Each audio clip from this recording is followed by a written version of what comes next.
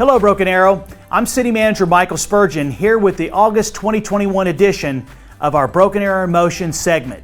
Let's kick this month's video off with an announcement on our proposed new park in the southwest section of our great city.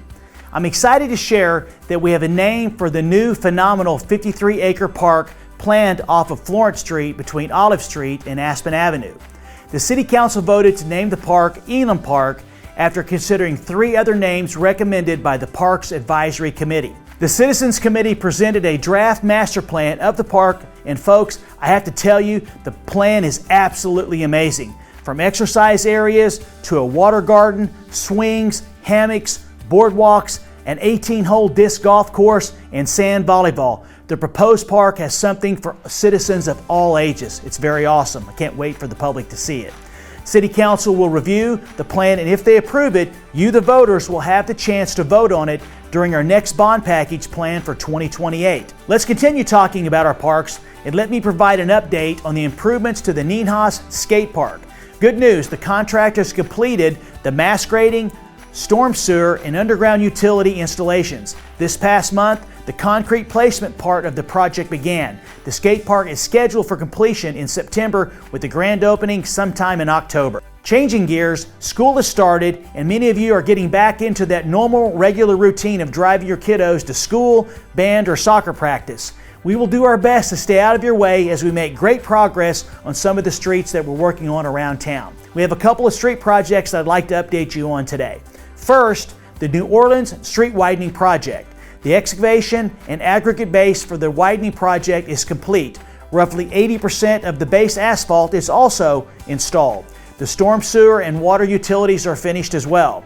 A new pedestrian hybrid beacon for the school crosswalk is currently being installed, and a final asphalt on the project is scheduled to start just after Labor Day. We're still on track to have the project completed by the end of the year.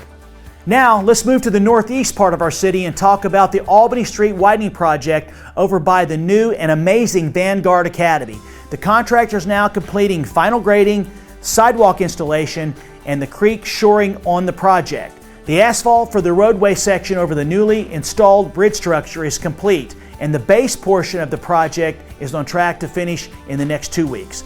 Work on the Vanguard Academy driveways, roadway widening, and installation of the storm sewer is scheduled to be finalized sometime before the beginning of October. Next up, let's talk about the new facilities in our community. I'm excited to announce that we had 2 facility ribbon cutting ceremonies earlier this month.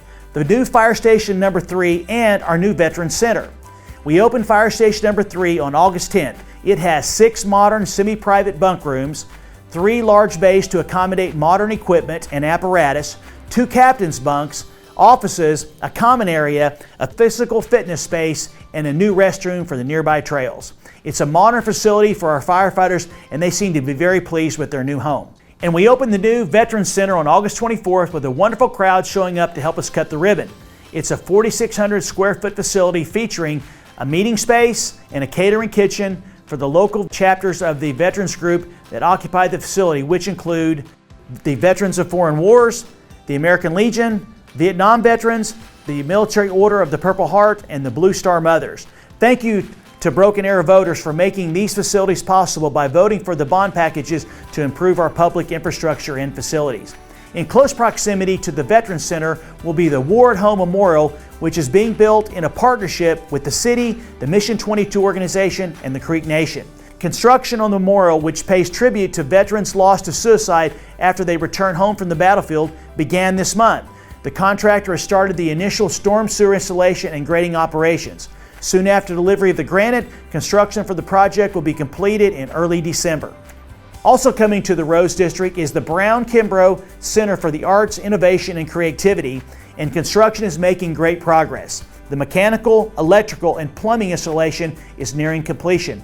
Manhattan Construction is currently working on getting an HVAC and permanent power set up for the facility.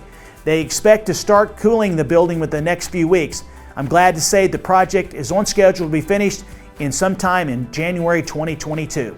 Also on Main Street, the Senior Center Annex is really moving. The contractor is continuing to clear and grade the parking lot to the east and is performing fine grading around the new facility. The steelwork and the roof are about 90% complete and the internal framing has started. You may have heard that we are building a new replacement station, Fire Station number 7.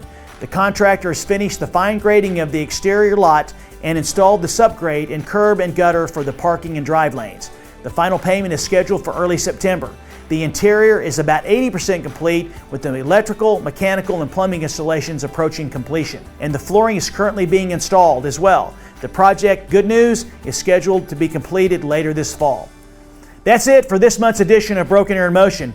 We are continuously moving our community forward, a city where opportunity lives. Until next time, I look forward to seeing you around town. Thank you for watching. This is a production of the City of Broken Arrow, the city where opportunity lives.